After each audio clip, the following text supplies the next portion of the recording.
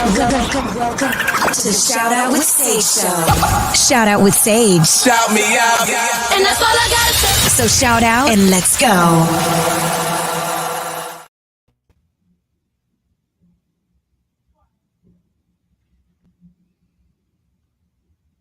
Hi, everyone. I am Sage Stevens. Welcome to Shout Out with Sage on StreamInn Hub Radio. And today, my guest is a New York-bred singer, songwriter, and multi-instrumentalist. Her debut single, Elegance, was produced by Eric Scullin, who has worked with RZA, Display, Mark Needham, The Killers, and many, many more. The single will be dropping at the end of this month with a live performance at Hotel Ziggy here in Los Angeles. And I want to welcome to Shout Out with Sage today, NIKITA LEV. Hey, NIKITA, how are you? Hi, Sage. I'm good. How are you? I'm great. Thanks so much for being here. Thank you for having me. So, how did you start in music? I grew up around it. I have a very musical family. I played flute, and we all, like my cousins and aunts and uncles and everyone, played chamber music as a family together. Right. And I got introduced to like pop music and guitar through, like, my mom was in a band in the 90s and did all that fun stuff. Right. Yeah. Cool. And so you play how many instruments then? I play primarily piano and guitar, but I've like dabbled in like the banjo and ukulele. Once you have like the guitar down, it's kind of easier to pick up the other string instruments. Like Okay. guitar. Yeah. I'm good at some things, but instruments is definitely not one of them. Well, I'll leave that to you for sure. And so how did you end up, wanting to go on this journey to become a singer-songwriter? I don't know. I mean, it started out like when I was 4, I saw like Taylor Swift like doing a live show, like a Grammy show or something. Right. And I was like, that's what I want to do. And I was 4 years old, and my parents were like, okay, like she can have this dream. And then it never went away. I feel like it was always fun for me, and having that like role model, having so many like female singer-songwriters as role models, it felt like very possible. Right. And I've had such support from my parents that, I feel like it just wasn't something that I was willing to give up unless it was like, I don't know, impossible. So, yeah. And you're from New York, but you're in LA now, or Yeah, I came to LA in September because I graduated high school last June, and I needed to like get out of the house and just see new things and move across the country and like kind of push myself to be like adventurous, because I knew that if I stayed, it would be like I would definitely be doing different things, but I would be, with my parents, and it'd be very comfortable. I need to push myself out of the comfort zone, So. What's the biggest hurdle you've experienced then, like coming from New York to LA and pursuing, singing? What's that been like for you? Oh man, I mean, it's really, the thing about LA is everyone's trying to be a musician. So like, you're surrounded by like-minded people, and it's great, but it's also like, oh my God, my dreams aren't rare. So it's like kind of like, take all the opportunities that you can, and it's stressful and intimidating, and also parking is just a nightmare. So. Okay, we could talk about parking on a whole episode, but we won't do that today. We'll focus on you. Oh yeah. But so do you feel that it's more competitive here, or do you just sort of stay in your lane and do your thing? I kind of have to believe that I have my own thing to offer. So it is competitive, but it's also like I believe in the things that I have to say, and I hope that like other people can relate and understand. And I hope that I'm saying something new and bringing something else to the table, and not just like, following in the footsteps of people that have already said the same thing. So I think it's just, I have to believe that I'm an individual and say what I want to say instead of, and try to bring something new to the table, honestly. And what exactly is your message? What are you trying to say? I listened to your song. I mean, it reminds me a lot of, like Lana Del Rey, like as far as vibe and essence. So yeah. I definitely have a lot of influences, and I listen to a lot of different kinds of music. But I think, I don't know, a lot of my music is about has a lot of nuance and like conflicting emotions, and like I think what I want people to hear in my music is that it's not always like one dimensional, and like not always like I'm angry or I'm sad or I'm like, it's sort of like I have these wants and needs and desires, and also I'm conflicted, and I feel like, so Elegance isn't about like love or relationships. It's sort of about, it's really about growing up and feeling kind of thrown into like adulthood, but also kind of wanting to stay within like the playfulness of childhood and the wonderment that you have, and like sort of rebelling against like being boring, or being like, I always sort of pictured like, a cocktail party and like sort of having a lot of small talk and all that stuff that I like shy away from that stuff. It's like hard for me to. Yeah, I've been to a few of those, and yeah, sometimes you're just, I don't know, they're just sort of brain numbing. Like, if it's just superficial, like I actually would rather just meet one person, have a really in-depth conversation and learn from that than like mingle with a zillion people. So yeah, I mean, it's like, you kind of like lose your scrappiness and your I don't know, it feels very again, you said superficial. It feels very like I'm meeting you, I'm talking to you, I'm talking about your job and your kids and your whatever, your things, instead of like, I don't know, I really like the more relaxed environments where you're like sitting on a couch and you're like, eating cookies and you're talking about like your hopes and dreams and your anxieties and all that stuff. And I feel like I think that's what I mean by elegance, is like, people are so like, adults are so like put together, and it's such a like a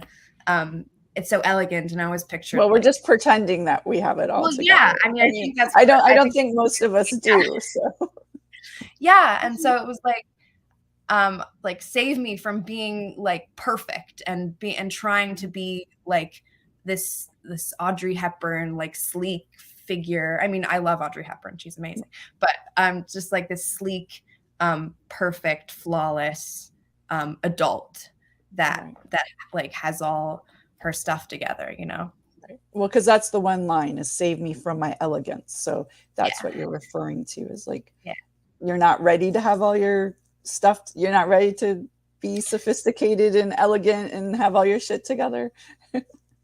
I mean, I think it's like sort of having that balance, like having everything together and being responsible, and like, but also being able to like have fun and be excited about things, and like be like scrappy and like and weird, and like, be able to like run around and play hide and seek with your younger cousins. It's like, because like I remember when I was a kid and I would want to play with my older cousins, they would be like, no, I want to like talk with the older, like, with the adults, and I'd be really upset and resent them, and I would promise myself like, when I'm older, I'm never going to do that. And then my younger cousins came up to me and were like, play with us. And I was like, but I don't really want to. And I was like, I backed on my promise. So, yeah. What are your musical influences? Oh man, I have so many. I mean, originally it was Taylor Swift who like inspired me to start writing, and like, and I was already surrounded by a lot of musicians and amazing instrumentalists. So I was already on the track to playing instruments, but she inspired me to start writing. And then musically, recently, I've really been into the 1975. I think they're amazing. I love what they do. And like Fiona Apple and Florence and the Machine. I love Florence. Yeah, they're all good. Yeah, I think she's amazing. She's like so powerful and so beautiful. And Bia Badoobie.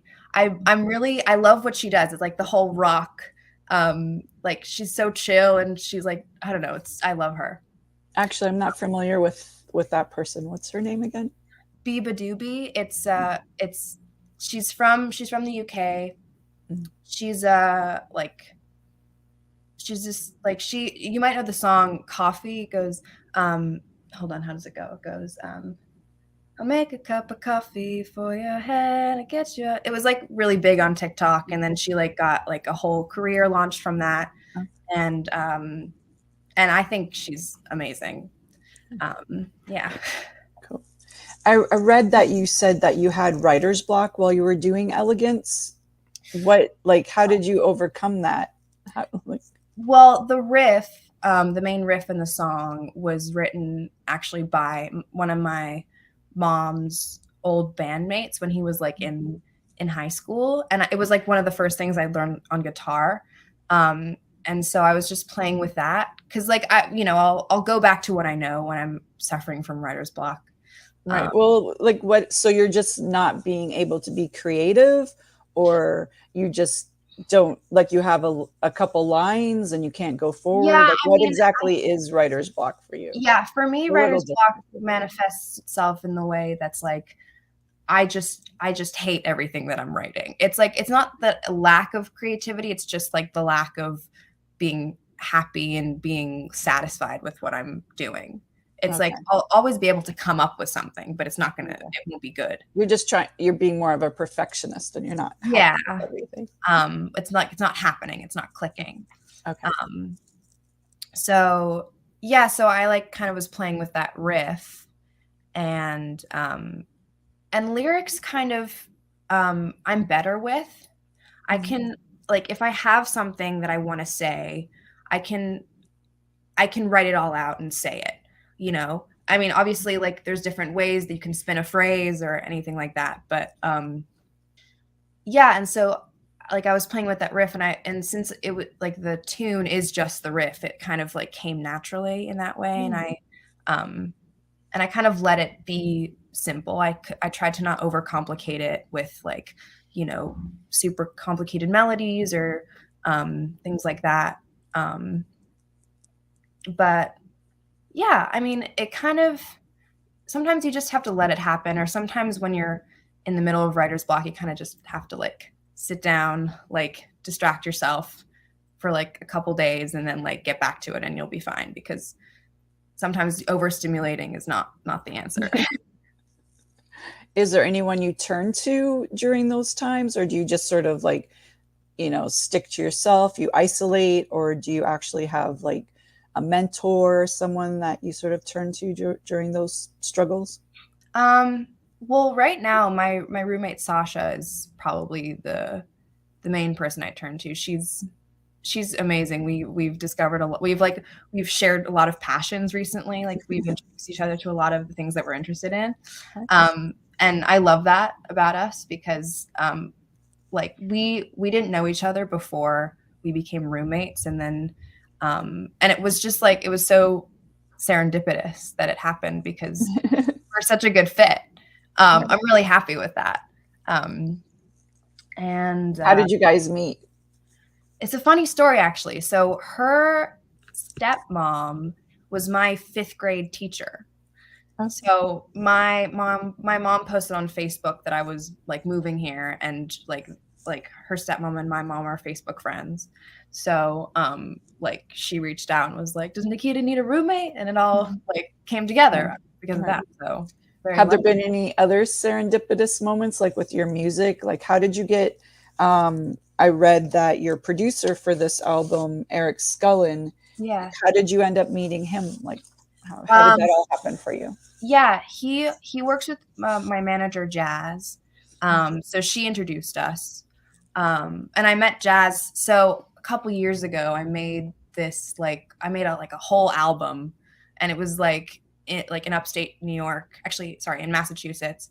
And like the producer on that album knew a guy who knew Jazz, and we got introduced, and And then like I started coming out here to LA when I was still in school to work on these songs.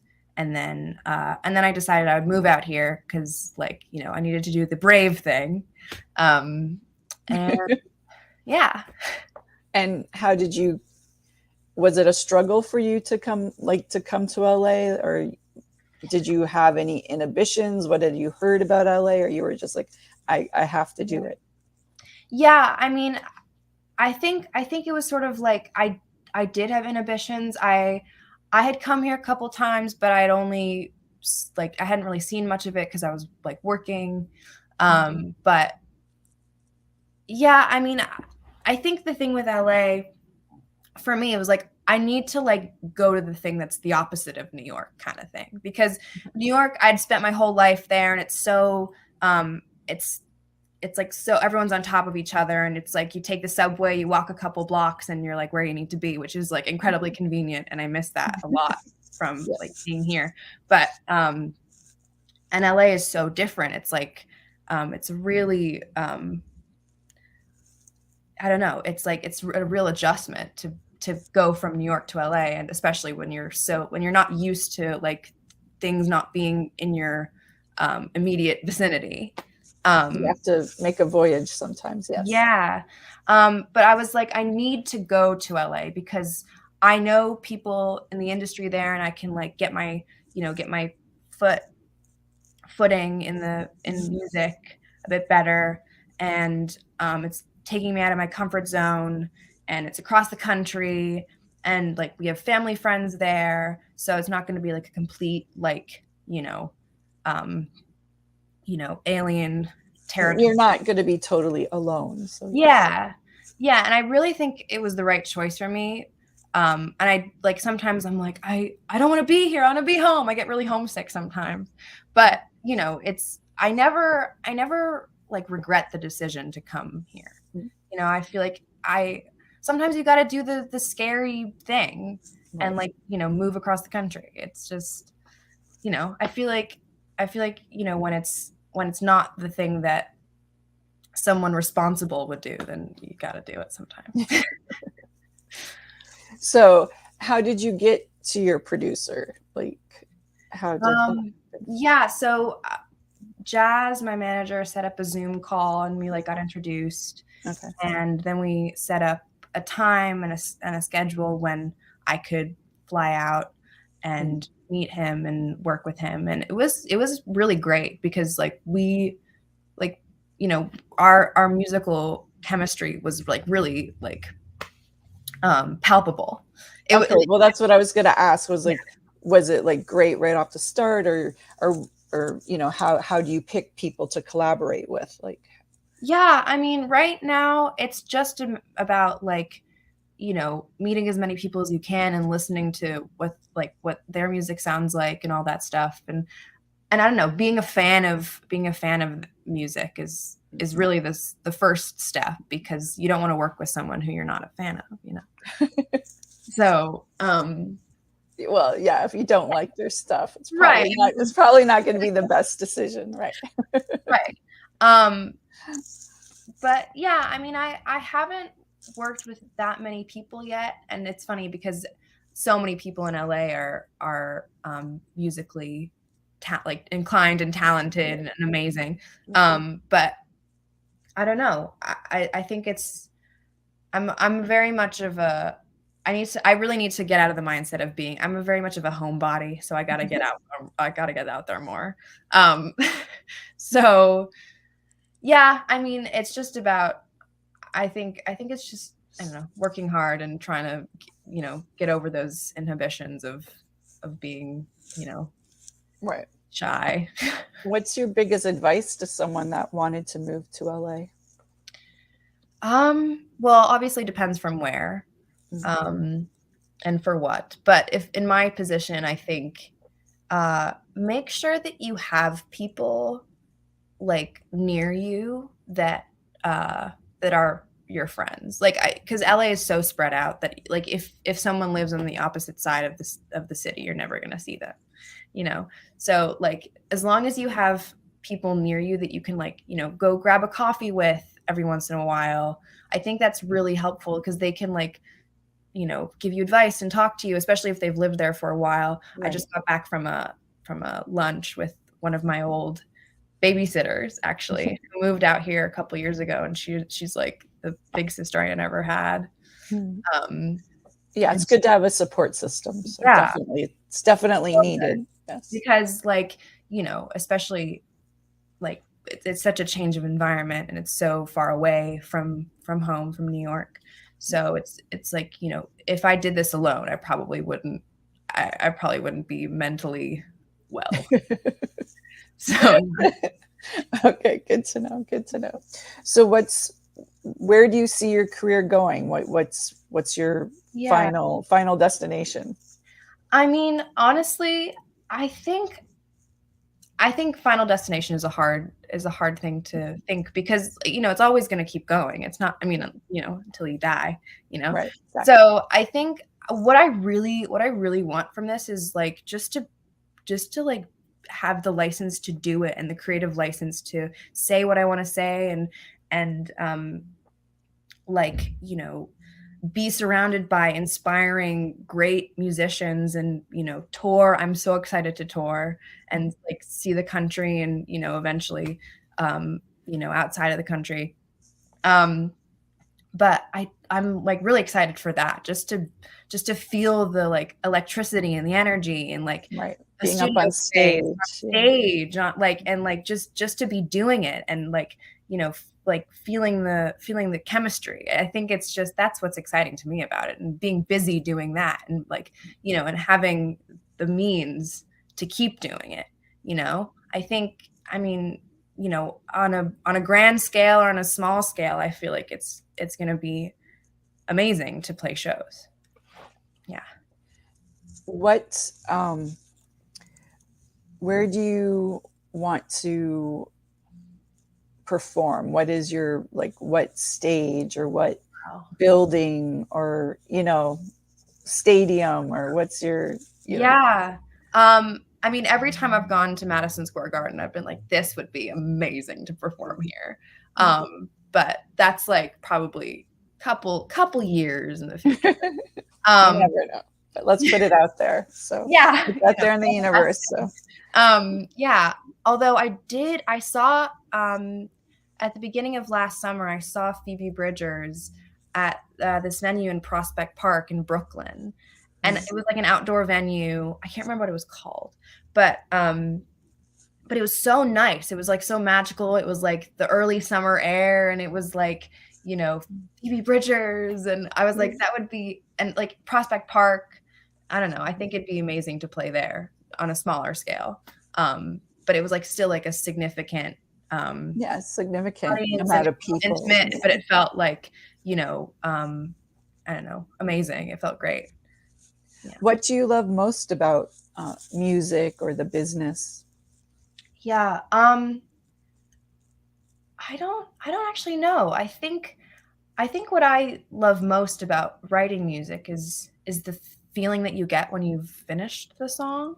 Like, even just finished writing it. And also, you know, on the second step is like, you know, finish recording it and producing it and whatever. And then it's like you have that catharsis and you're like, well, I don't have to think about it that anymore. Like that's, and then like you can, like, whatever or whoever the song is about, you're like, well, that's over now. I can get over that. I mean, I've always like journaled. So that's always helped as well. But I think, I don't know, I think a lot of songwriters say that about me, like writing music is the catharsis and the, like, the relief of it when you finish it. Sort of like therapy without going to therapy. Yeah. I mean, I also go to therapy, but yeah, I mean, I just think it's important to write about like what you're feeling. I mean, for me, because like I don't really understand it otherwise, or talk about it.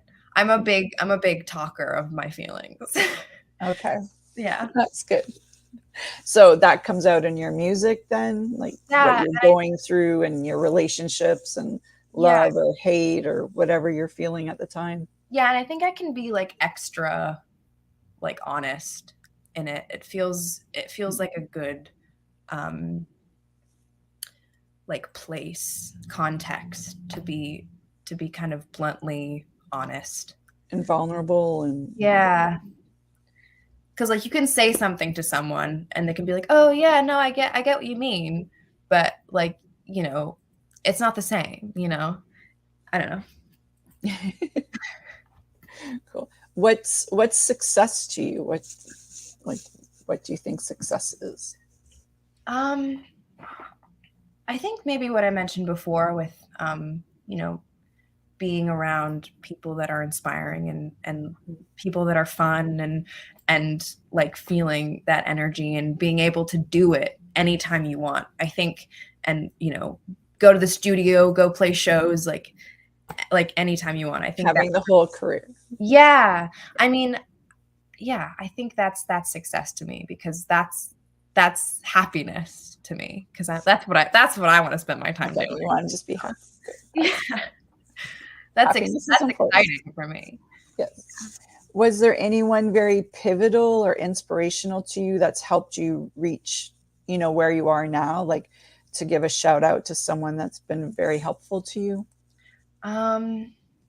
Yeah, I think obviously like my family and my parents, but I think my I just had lunch with her. My ex babysitter Tessie. She's very like she's very inspiring and very spiritual and very supportive, and like, again, big sister I never had.